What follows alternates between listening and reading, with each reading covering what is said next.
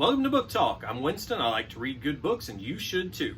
Today we are talking about The Rise of the Summer Gods series by Summer Hanford. Specifically, we are talking about The Daughters of Awen and the Battle of Grey Pass, which is the first two books in the series, and these form a mostly complete arc, reading just these two.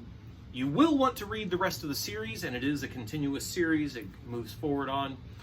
But these two are a rewarding read in themselves. So what is this? This is epic fantasy in the tradition of Lloyd Alexander or Mary Stuart. It's got a very Arthurian feel to it.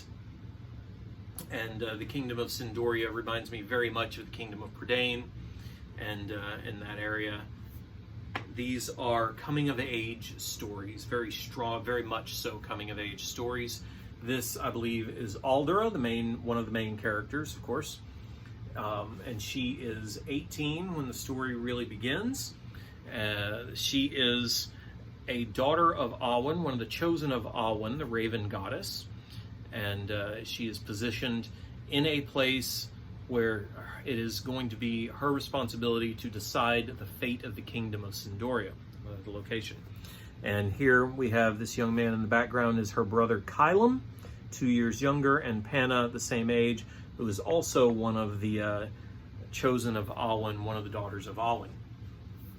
And these two books are very much so coming-of-age stories for these three as they are realizing their place in the world and the responsibility that is being given to them by the gods. Now, the rise of the summer god implies a struggle in the heavens, as it were.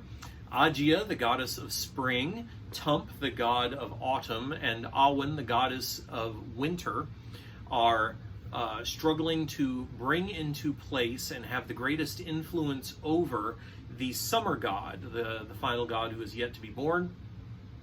And he will rule the summer season as the other three gods rule the other seasons. And as they maneuver to be in a position to wield the greatest influence over the summer god, the people of the land of Sindoria, the king and the dukes, and the raven women, all find themselves moving either in response to the political situation or in response to the promptings of the goddess to do one thing or another. All in all, the Kingdom of Sindoria is the status is shifting. Everything is changing, and our characters are caught up right in the middle of things. And in the process, Aldera has to deal with becoming one of the Raven women and assuming a certain amount of responsibility for the movements of the Kingdom of Sindoria that she had not expected. And that burden is put upon her by her goddess Awen. Kylam winds up politically at the center of things as the dukes move to take control of the kingdom from the king. And Kylam winds up caught up in the center of things, not from the promptings of the gods, but just in response to political machinations. And Panna is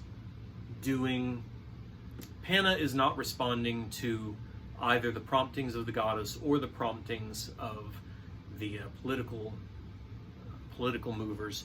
Panna is acting on her own initiative and according to her own whims and desires. And you have these three things very nicely echo the greater situation in Sindoria. The kingdom itself is richly drawn. I said it reminds me of Prydain and Arthurian England. A good similarity could be drawn to The Lands of Earthsea by Ursula Le Guin or to Pern by Anne McCaffrey. It's got the same kind of fluid and expressive writing that really focuses on the characters finding their place in the world and on seeing the world around them through the characters' eyes. The characters themselves are wonderfully flawed and wonderfully relatable. these are people that I recognize and people that I want to relate to, and I'm very interested in seeing where everything goes, what happens with our cast of characters, and when they finally grow up, what the shape of the world around them is going to be. Because make no mistake, as they grow in responsibility and in ability, the world around them begins to expand, and they see more of it, and we see more of it, and it is a wonderful and immersive experience. I like these books a great deal. So your homework then is to find a good book, read it, and when you've done that, come on right back here because there's more book talk yet to come.